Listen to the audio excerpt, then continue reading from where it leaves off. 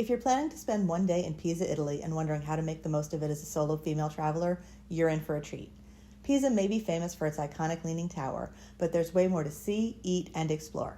This tiny Tuscan city is totally doable in a day. Let me walk you through my perfect one-day itinerary that balances classic sights, hidden gems, and some seriously good food. Beat the heat and start your day early in the Plaza of Miracles, which was designated a UNESCO World Heritage Site in 1987, is home to the Leaning Tower of Pisa, Pisa Cathedral, the Pisa Baptistery, and the Monumental Cemetery. As the day progresses, the plaza gets hotter and more crowded, so getting an early start is your best bet. Seeing the Leaning Tower of Pisa while in Pisa is a no-brainer. But should you splash out the cash to climb the inside of the tower? I chose not to, and honestly, I don't feel like I missed anything. If you'd like an interesting aerial perspective of the city, it's a cool option, but the tower itself is quite narrow and quite small, and I envision the climb being a long, crowded slog to the top for just a brief view. Of course, you'll want to pose for the requisite photo outside the Leaning Tower, and maybe high-five a few unexpected tourists while you're at it. The Baptistery of St. John. The dome-shaped building with the red tile roof is the Baptistery of St. John, the largest baptistry in the world, measuring in a circumference of over 350 feet. The ornate exterior is home to a surprisingly simplistic interior with minimal decor,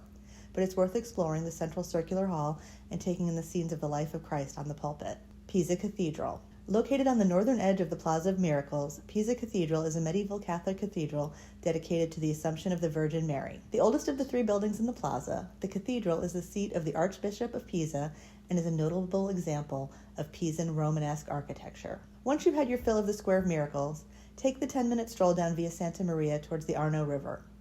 Along the way, you'll find abundant shopping and dining opportunities.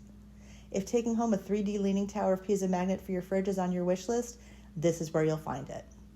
Once you get to the riverbank, you'll find a host of interesting architecture, and the area is far less crowded and much more peaceful than the Square of Miracles. Stop along the way for gelato at Gelateria Artigianale Rufus, known for their unique flavor combinations. I tried the pecorino di fossa e miele. It's a rich, savory creation that was enjoyable, but if you're craving something sweet, try one of their other flavors. And at this point, you're probably looking for a real meal, and Pizzeria Aria will not disappoint. Reservations are a must, especially if you prefer outdoor seating. I booked at the last minute and was able to sit inside, which I honestly preferred due to the air conditioning. The contemporary Neapolitan-style pizza was hot, fresh, and phenomenal. There were so many different combos that it was hard to choose just one, but the classic Queen Margherita with tomato and buffalo mozzarella was a win in my book. And if you're spending the night in Pisa, I highly recommend the Hotel Pisa Tower.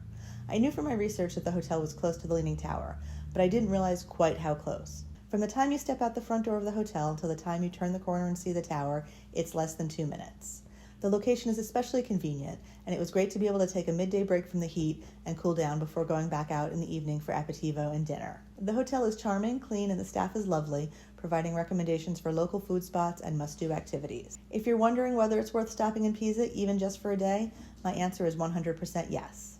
It's compact, walkable, and filled with history, personality, and amazing food. Whether you're visiting the Leaning Tower or sipping an aperitivo by the river, Pisa has a way of surprising you. So grab your camera, bring your appetite, and enjoy your adventure.